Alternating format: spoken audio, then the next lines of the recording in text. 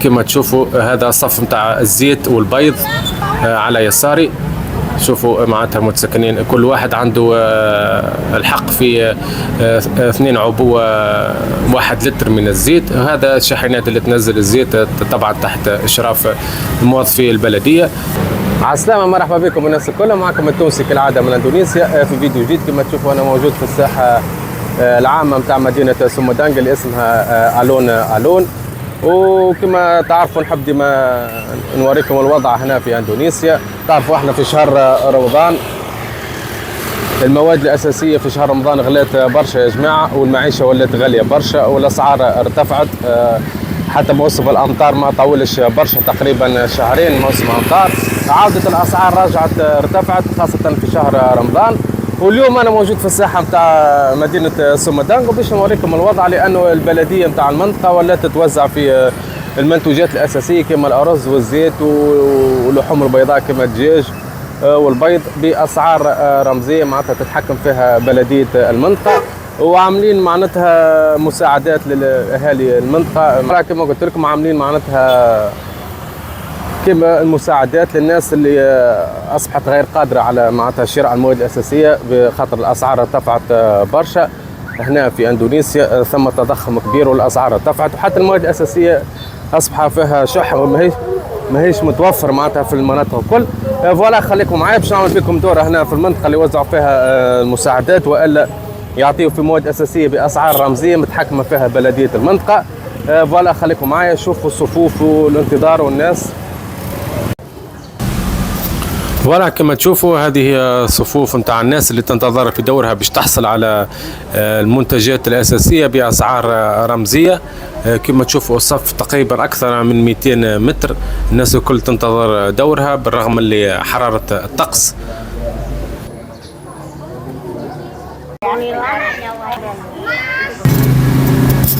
فوالا كما تشوفوا هذا هو الطابور ولا الصف نتاع الاندونيسيين المحليين اللي استنوا في دورهم للحصول على كميه من الارز والزيت باسعار رمزيه. كما تشوفوا الصف طويل برشا بالرغم من حراره الطقس، والصف مش موجود فيه فقط كان الضعفاء ولا المساكين، ولكن حتى الموظفين والا الناس المتوسطين يقدروا يحصلوا على حصتهم من المواد الاساسيه باسعار رمزيه. كما قلت لكم شوفوا الصف كيفاش طويل برشا معناتها مازال متواصل لاكثر من 200 متر. وفي اخر الصف كما تشوفوا ثم الشاحنات اللي تنزل الارز تحت اشراف معناتها الناس من موظفين البلديه. كما قلت لكم معناتها حتى الموظفين والا الناس العاديين معناتها البسطاء مش لازم معناتها تكون فقير والا معدوم الحال باش تحصل على كميه من الارز، ولكن المهم انك تكون من متسكني البلديه بتاع المنطقه هذه. كما تشوفوا هذا صف نتاع الزيت والبيض على يساري. شوفوا معناتها المتسكنين كل واحد عنده الحق في 2 عبوة 1 لتر من الزيت. هذا الشاحنات اللي تنزل الزيت طبعا تحت إشراف موظفي البلدية. هذا الزيت سعة 1 لتر، كل مواطن عنده الحق في 2 لتر فقط. وهذه الشاحنة نتاع البيض كما تشوفوا. كما قلت لكم معناتها المواد الاساسيه هذه كل سعرها زاد معناتها بصفه رهيبه خاصه في شهر رمضان، والناس اصبحت غير قادره على تلبيه حاجاتها الاساسيه. وهذاك علاش البلديات في كل انحاء اندونيسيا حاولت تتدخل باش توفر المواد الاساسيه للناس هذم باسعار تكون مقبوله. يعني بالنسبة للبيض السعر العادي متاعه كان يتراوح بين 20,000 و 23,000 روبية، في رمضان وصل سعره إلى أكثر من 35,000 روبية، يعني تقريبا زيادة بحدود 12,000 روبية $1 كامل. كما تشوف معناتها هذا موظفين البلدية يوزنوا في البيض ويحضروا معناتها كل 2 كيلو أو كيلو على في كيس باش يقدموها للمواطنين بالسعر الرمزي. ولا كما تشوف وهذا رئيس البلدية يشكر فيا لأني نزلت معهم ربطة بيض. نواصلوا الجولة متاعنا. كما تشوفوا معناتها الناس الكل تتعاون باش يتم توزيع كل السلع قبل معناتها ارتفاع حرارة الطقس، معناتها باعتبار أنه الطقس مازال فترة صباحية والطقس مازال لطيف شوية، ولكن بعد منتصف النهار تكون الحرارة كبيرة برشا والمهمة تصعب على الأعوان باعتباره صايمين.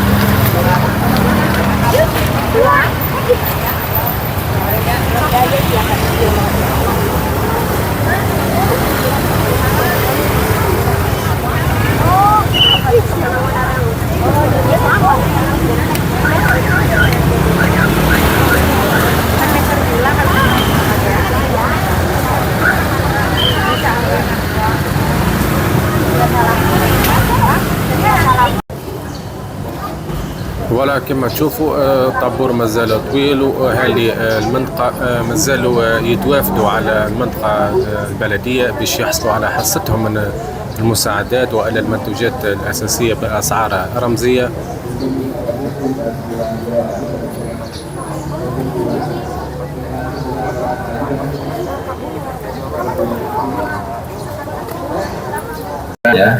Dan untuk yang butuh ayam, nugget dan lain-lain itu bisa ke Prima Presmart langsung di kiosnya. Harga ayam sekarang 31.000 per ekor. Untuk di pasaran sekedar informasi itu harga ayam 40.000 41.000. كما تشوفوا يا جماعة أعوان الشرطة زاد يعاونوا أعوان البلدية باش ينظموا عملية التسوق هذه، بالرغم اللي عدد سكان المنطقة كبير برشا. كما تشوفوا الطابور معناتها ما شاء الله كبيرة برشا، وما زالت سكان المنطقة يتوافدوا باش يحصلوا على حصتهم. وكما تشوفوا ما فماش لا فوضى ولا صراخ ولا معناتها عرك ولا شيء، معناتها الامور منظمه، الاهالي منظمين نفسهم بطبيعتهم، وكل واحد يستنى دوره باش يحصل على حصته. وبطبيعه معناتها شوفوا الطابور يتحرك بصفه معناتها عاديه برغم من حراره الطقس. وكما تشوفوا الشاحنه مازالت فيها كميات كبيره من الرز وتكفي كل متسكني المنطقه. يعني بالنسبة للأرز كان سعره العادي في حدود 11,000 روبية، في فترة الجفاف وصل إلى حدود 17,000 روبية، معناتها زيادة رهيبة، معناتها زيادة كبيرة برشا. وحتى الأصناف الموجودة هنا في السوق العادي ثم صنفين، معناتها صنف ممتاز وصنف متوسط، وكل واحد معناتها حسب مقدرته الشرائية يحصل على الكمية اللي يحب عليها. كما تشوفوا هذه الزيت معناتها كميات كبيرة برشا تكفي للناس الكل، باعتباره انه كل شخص يحصل على 2 عبوة 1 لتر، يعني 2 لتر كمية كافية معناتها حتى الى حدود اسبوع. فوالا كما تشوفوا هذه هي الاجواء، معناتها سلع معناتها موجودة، الاسعار معناتها منظمة مراقبة من البلدية. وكيف ما قلت لكم اندونيسيا ما فيهاش لا احتكار ولا شيء يا جماعه، الامور منظمه، ولكن الاسعار السوق ارتفعت بصفه رهيبه باعتبار الجفاف ولا التضخم الفتره هذه. فوالا هذا هو معناتها الوضع في اندونيسيا. وكما قلت لكم معناتها مش كان في البلديه سومادانغ، معناتها موجوده كل بلديه فيها ينظموا السوق هكا معناتها تقريبا كل يوم باش يحاولوا يساعدوا المتساكنين باش يحصلوا على المواد الاساسيه. كما تشوفوا معناتها البيض والزيت كل واحد ياخذ الحصه بتاعه من غير عرك من غير فوضى. الطابور معناتها منظم والاعوان متعاونين كما تشوفوا.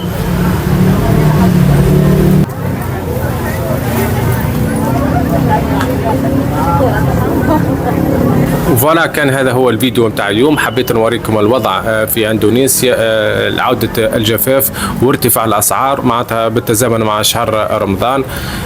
فوالا نخليكم مع بقية الفيديو تشاهدوا الوضع، وما تنسوش اذا كان عجبكم الفيديو تعملوا لنا لايك وتعليق، واذا كان عجبتكم فيديوهات قناة التونسي ما تنسوش تدعمونا بالاشتراك في القناة، ونتقابلوا في فيديوهات لاحقة. واذا كان عندكم استفسار او اي تساؤل تخلوها في التعليقات. كان معكم التونسي من اندونيسيا، من منطقه سومدانغ، الساحه العامه، السوق الاسبوعيه ولا السوق البلديه هذه باش يعاونوا الناس. نتقابلوا في فيديوهات جديده، والسلام عليكم.